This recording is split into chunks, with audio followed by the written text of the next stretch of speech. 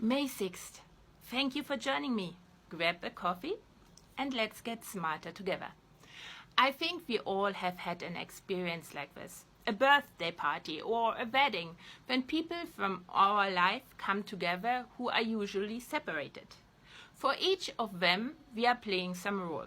Daughter, best friend, fellow fandom enthusiast, co-worker, and so on. The roles are all different for each one of them, and so we are different when being with each one of them. Something that becomes blatantly obvious when the first awkwardness sets in because we don't know how to act now as we are all in one place. Why is that? It's due to the way we generate our reality and self. I only brushed over this part yesterday, but I realized there's a little more to it since then. What we, our cells and bacteria, pick up from our internal and external environment are massive amounts of data. If we are like a computer that's plugged into an unlimited energy source and time were not of the essence, we could use it all to pursue any goal any part of us and we as a whole can think of. As it is, though, we are subject to restraints. So all we can do is screen the data to whittle the onslaught down to the most important. The bulk of those is dealt with beneath the level of consciousness, a small set of data with added information from our parts in a way of an explainer why this has made the cut, why this is put into language in the process of pursuing specific goals, when all our parts have other perfect ways to communicate with each other, reaches our consciousness. It's still too much to work through in time though, so we group it. And that's how we generate the world with the other people in it and us.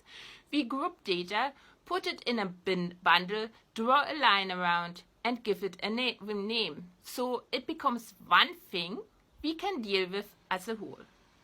The data constantly changes as our environment and goals are changing what's important enough to pass screening.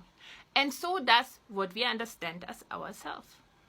But what's the specific way other people influence the process so that we even today, even when we have been told that we are always the same person, to the point that we believe it and feel shame for not confirming the awkwardness, can feel that we are different persons when around different people. We have a system in our heads that gives the bundles of data we recognize as another person priority to the point that part of what's data belonging to them becomes part of a bundle we call a pack and call self at any moment. It's called mirroring, and it's nature's way to force humans to ensure that we are not pursuing only selfish ends but cooperate. A fundamental prerequisite so humans can use the best search system available, random search, that also holds the greatest risk of failure. Cooperation, sharing the fruit of exploration to the extent that every member in the collective feels safe to make exploration a priority over exploitation, cushions the risk. Mirroring happens because 30% of the same neurons that fire when you do something fire as well when you see someone else do the same thing. These mirror neurons also have a connection to the emotional region in our brains, and because humans have a physiology that corresponds to our emotions, this connection makes us feel what the other person feels.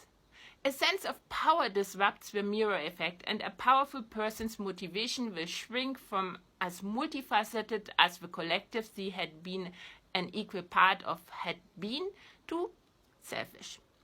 This is important for our understanding of the trajectory Uber explorers put themselves on, but that's also a story for another day, because this coffee break is over now. Like, comment, share, and follow lest you miss a single opportunity to improve yourself and society by exploring. See you next time at the Coffee Pot.